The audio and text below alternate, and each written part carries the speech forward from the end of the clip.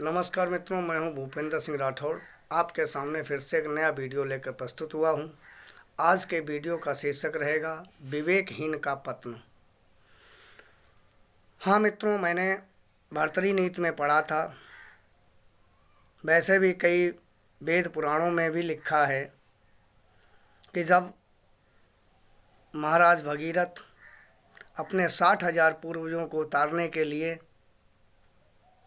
भगवान भोलेनाथ की बहुत प्रार्थना की, उसके बाद उन्होंने ब्रह्मा जी की बहुत प्रार्थना की। ब्रह्मा जी ने खुश होने पर महाराज भगीरथ को गंगा जी प्रदान की।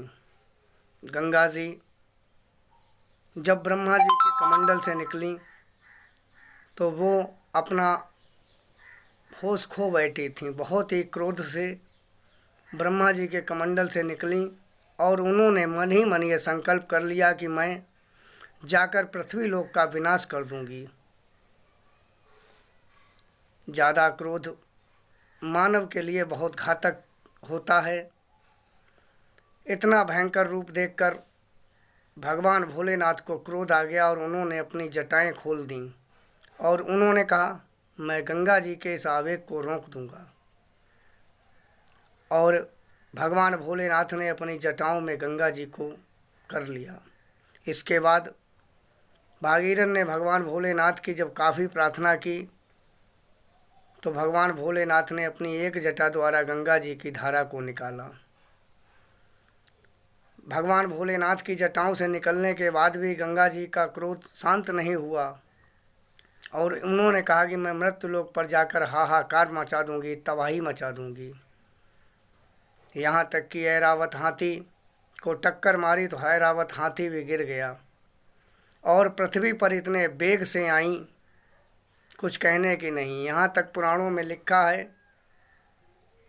कि एक टिटेरिया नामक पक्षी के अंडे बह गए तो वो टिटेरिया चिल्लाने लगी। उसे देखकर अगस्त्य जी महाराज ने 3 ही उंगली में गंगा जी का पान कर लिया और गंगा जी को अपनी जांघ चीर कर निकाला, जिससे उनका नाम जानवी पड़ गया। तो मित्रों, मेरा कहने का भाव ये है कि गंगा जी ने अपना विवेक खो रखा था और क्रोध के वशीभूत हो गई थी, इसलिए उन्हें भगवान भोलेनाथ और अगस्त्य जी के सामने शर्मिंदगी महसूस करनी पड़ी। इसी प्रकार मित्रों, लंका का राजा रावण,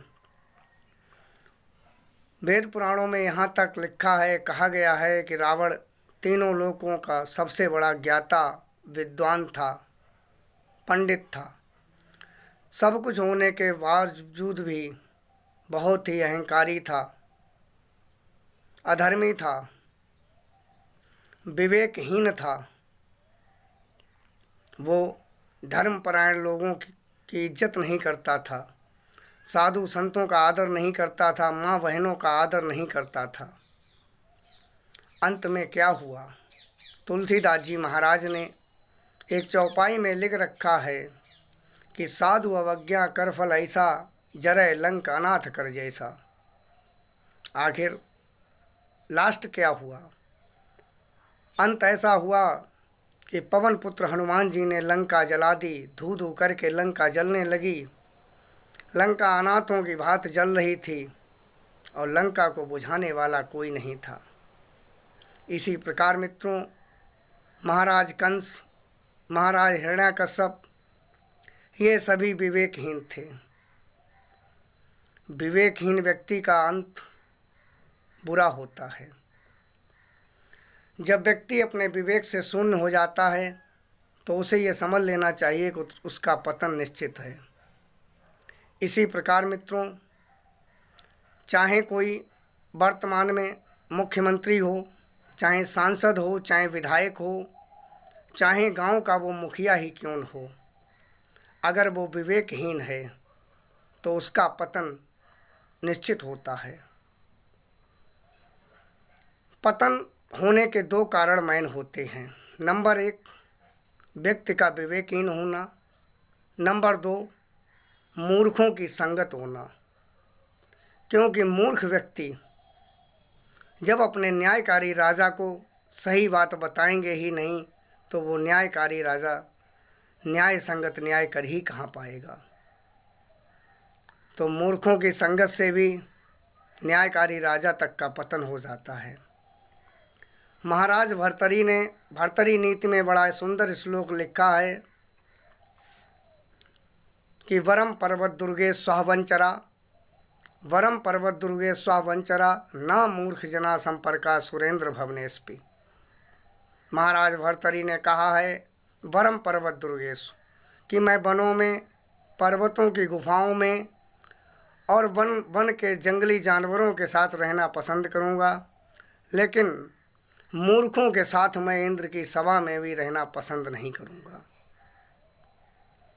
मित्रों, संसार में बहुत से खतरनाक जीव जंतु हैं, जैसे सर्प हो गया, शेर हो गया, चीता हो गया, जल में मगरमच्छ हो गया, घड़ियाल हो गया।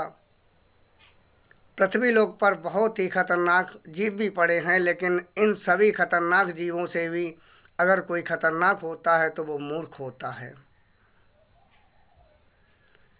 चाणक्य नीति में और भर्तरी नीति में भी ये श्लोक लिखा हुआ है कि नाहर के मूछन बसय, नाहर के मूछन बसय, मस्तक वसय भुजंग, बिच्छुन के पूछन वसय, दुर्जन के सवंग।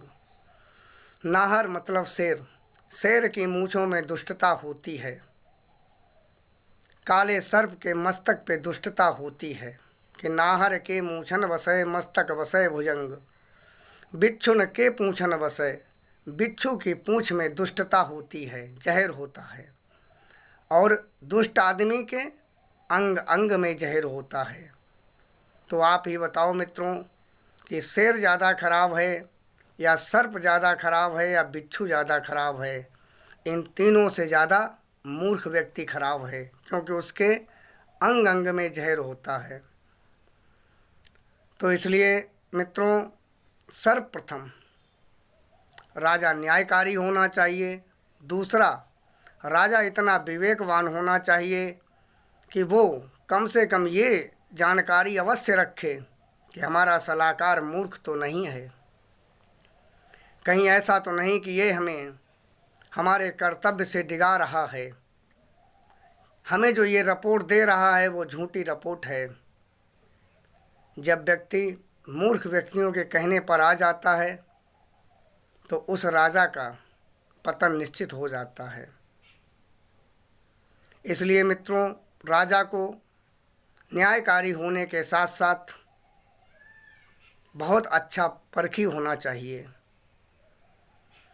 राजा ने अगर आम को बबूल कहा और उसके साथ बैठने वाले सहपाठियों ने भी आम को बबूल बोला, तो उस राजा को समझ लेना चाहिए कि ये हमारे हितैषी नहीं हैं, क्योंकि जो हम बोल रहे हैं यही बात ये लोग भी बोल रहे हैं। राजा अगर गलत कार्य करे तो राजा के सलाहकार को तुरंत समझाना चाहिए कि नहीं राजन, ये कार्य समाज के विरुद्ध है, ये कार्य गलत है, ऐसा नहीं करना चाहिए। एक राजा अगर समाज विरुद्ध कार्य करे और उसके सलाहकार कह दें कि राजा बहुत अच्छा कार्य कर रहा है, तो राजा को समझ लेना चाहिए कि एक दिन वो आएगा जब आपका पतन हो जाएगा। दिन के बाद रात होती है, जब ऋतुएं बदल जाती हैं तो फिर परिवर्तनशील संसार में क्या नहीं बदल सकता, कोई चीज़ असंभव नहीं है, हर चीज़ संभव है। इसलिए हर व्यक्ति को बहुत ही बुद्धिमत्ता से अपने जीवन का कार्य करना चाहिए। ये नहीं कि किसी ने कह दिया कि फला आदमी तुम्हें उल्टे सीधे बोल रहा था और आपने विश्वास कर लिया कि हाँ बोला होगा। अरे कम से कम उस चीज़ का आप भी तो अनुभव करो कि आपसे बोला या नहीं बोला, इस व्यक्ति का मेरे प्रति व्यवहार कैसा है। अगर आपके प्रति व्यवहार उसका अच्छा नहीं है तो आपको समझ लेना चाहिए कि हो सकता है किसने बोल दिया हो। अच्छा मित्रों, इस वीडियो में हमने इतनी बात इसलिए बताई क्योंकि इतिहास गवाह है कि इस पृथ्वी लोक पर बड़े बड़े अच्छे राजा हुए, महान वीर हुए। मैंने पृथ्वीराज चौहान तक का इतिहास पढ़ा है। पृथ्वीराज चौहान के इतिहास में भी मुझे एक कमी समझ में आई कि पृथ्वीराज चौहान भी कान के बहुत कच्चे थे। वही पृथ्वीराज चौहान जिनसे 16 बार आक्रमण करके मोहम्मद गौरी नहीं जीता। वो क्यों नहीं जीता? पृथ्वीराज चौहान अकेले ही नहीं लड़ते थे, उनके साथ में हजारों की संख्या में राजपूत वीर लड़ा करते थे। लेकिन पृथ्वीराज चौहान धीरे धीरे उन्हीं राजपूत वीरों पर विश्वास न करके धीरे धीरे अपनी सत्ता को कमज़ोर कर लिया और एक दिन वो आया जो मोहम्मद गौरी से हार गए। तो मित्रों, राजा को कान का कच्चा नहीं होना चाहिए। राजा बुद्धिमान होना चाहिए। उसे खुद अनुभव करना चाहिए कि कौन मेरे लिए अच्छा है, कौन बुरा है। अच्छा मित्रों, इस वीडियो में अब मैं अपनी वाणी को विराम देना चाहूँगा। और वाणी को विराम देने से पहले हम आप सभी भाइयों से जो हमसे यूट्यूब और फेसबुक पे जुड़े हुए हैं, खासकर फेसबुक वाले भाइयों से मेरा हाथ जोड़कर करवद निवेदन है कि मेरा यूट्यूब पर चैनल है आओ चलें सनातन की ओर।